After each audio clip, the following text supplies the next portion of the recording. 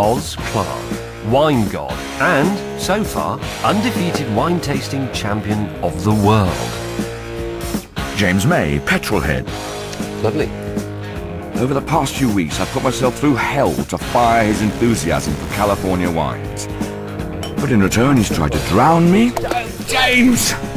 Shot my wines and scared me half to death. No, I've acted as his chauffeur and cook in this gastropub on wheels. And look at that. Morning. Good morning. Which he's doing his best to trash. And I'd just like to make it absolutely clear to the insurers that it was his fault. This time, we're going to see the two extremes of Californian winemaking. We'll meet two legends, world-renowned for blending wines, eclectic, bespoke beauties that offer an exquisite alternative to the other end of the spectrum. Vast corporations who see wine as a license to make as much money as possible. I'm a money maker. I think I know which one I'll prefer. And so do I. And that's another of the pressing social conundra resolved here on Oz and James's Big Wine Adventure. Halfway through our trip, we're heading north from Monterey towards Santa Cruz County, and it's a completely different sort of countryside to anything we've seen before. And like most things in Oz's life, it's full of woody high notes. Our next trailer park is close to the town of Gilroy, the garlic capital of the world, and is located deep within an ancient forest.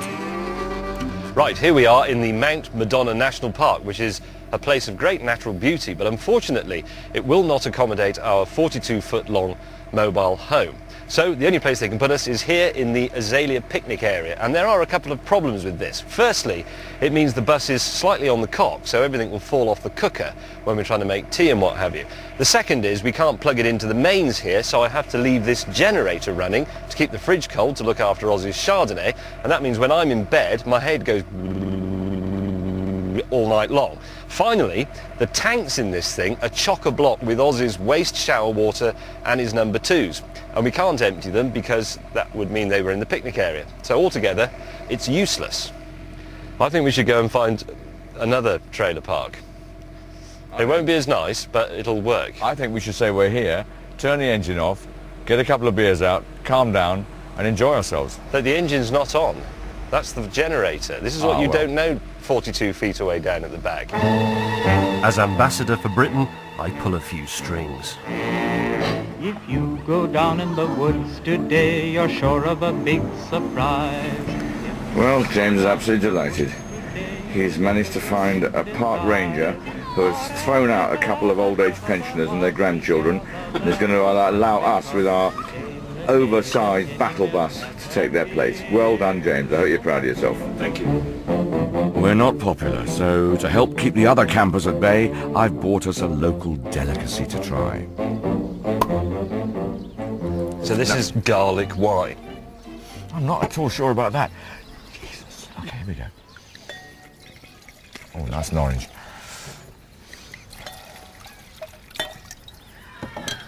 You first. That is disgusting. Have you ever smelled anything so disgusting in your life? That smells like the... God! That smells like the black tank in the motorhome. That's absolutely foul. I'll give you $10 if you drink that. Yep. The lot. Drink, I said. Is it really poor? It is such a completely unholy alliance of flavours. Merciful God in his heaven, who the Bloody hell, hell to think would drink that? People have been charged money for this. Maybe we misread it. They may have said, we will give you $9.99 and a bottle of wine to take it off our hands. That is unspeakably disgusting. That is... No. Just say no.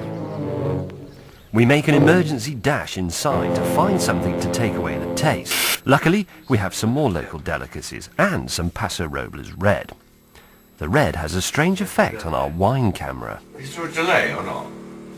I mean, I'm looking at that. My hand's going up. No, why's your head in it and mine's not? It's great. I know, hang on. Give me one of those. Captain Crunch. And Piccadilly and ham. your Paso Robles. And this all at the same time.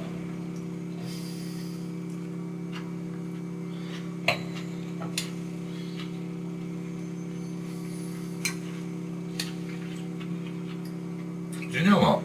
It's alright, isn't it? Do you know what the dominant flavour from a mouthful of Captain Crunch, Piccadilly ham and Paso Robles Syrah is? Captain Crunch. Captain Crunch! Captain Crunch!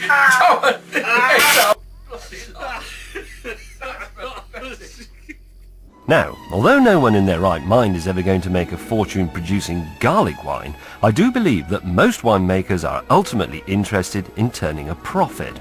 But apparently, some run their vineyards for the sheer love of creating something personal, exclusive, and no doubt expensive. Yes, and this man is one of that rare breed of winemakers. T.J. Rogers made a fortune in the Silicon Valley computer boom. He loves French Burgundy so much that he decided to buy a mountain and plant the Pinot Noir grapes to make his own version. Not his greatest business plan. He's losing the kind of money that could pay James's petrol bill for months. So how much overall have you invested or spent on this project? Including the caves, which you haven't seen yet, which are about $2 million each. We got about 20 million out here. It's not an economic endeavor, it's a labor of love for sure. TJ may well be the living embodiment of a rather sobering wine fact. How do you make a small fortune from running a vineyard? Start by losing a large one. What every self-respecting tycoon needs is an underground lair. Goldfinger he may be, but he's no Bond villain. He's just a harmless computer programmer building himself a little hideaway in the hills. I designed this for 3 years. Every square inch of this cave I've got plans for. And I worked on it personally for 3 years. I went through 2 architects who thought I was crazy. They were mining in here, and they hit a soft spot, and it started coming in, and wham, the entire 30-foot hole in the vineyard disappeared. There were grape plants down here. How much did that cost you? Million dollar skylight. An ultimate grand design. He'll also bottle and store his wines here. It's probably the best wine cellar in the world. Oh, don't be naive, man. That so-called skylight is obviously for launching ballistic missiles full of germs. TJ only sells his wine to a mailing list of local millionaires, but for now, he's slumming it with us on what will be his patio. Where Oz lets the side down with an especially fatuous tasting note. We're in the middle of forests here, and it's got a bouquet of forest. No, I got, hang on. What the hell is it? It's something... There's a very nice, rather mature fruit to it. There's it's a fruit, but there's dark also red fruit. There's something savoury that I cook, and that narrows it down quite a lot. So it's either spam or a pork chop. Well, luckily I don't get either. No, I know But what it is. what is it then? Tomatoes. Now that's fair enough, so long as they're really good sun-ripe, Yes, it's sun-dried ripened It is tomatoes. exactly like Italian tomatoes that you get with your hors d'oeuvre. When you think of the tomato as a fruit rather than a vegetable, then tomatoes are a really good red fruit flavour. That's delicious. It's a wonderful acid lift. Unless you're a new tech millionaire, it's unlikely that you'll ever buy TJ's wine. And no wonder Oz likes him so much. He's a new entry into his black book of posh people who make expensive plonk. As we know, I'm in search of a decent mass-produced American wine that I can get for under a tenner back home. But my desire is like a red rag to Oz, who can't abide the thought that wine is a business. There's so much financial muscle put behind these plonk brands that they actually manage to spread into areas of the market which one would have hoped people might be able to just look around the place and vaguely wonder whether they'd actually like something slightly more interesting. It's a bit like when people go on about hamburgers. They say, oh, hamburgers are dreadful. They've got homogenized taste and they're too fat and they're unimaginative. But compared with the sort of bulk food for people who didn't have a lot of money that went before it, it's great because, you know, in the old days, those people often starved and got consumption and Bill Hart's here from eating rotten sprouts or whatever. The world isn't getting worse. I just don't believe it. It's getting better. The rubbish wine of today is better than the rubbish wine of yesteryear. You've just admitted that. That's completely true. We're running out of fuel. The thing about wine is that there's a certain element of social nervousness about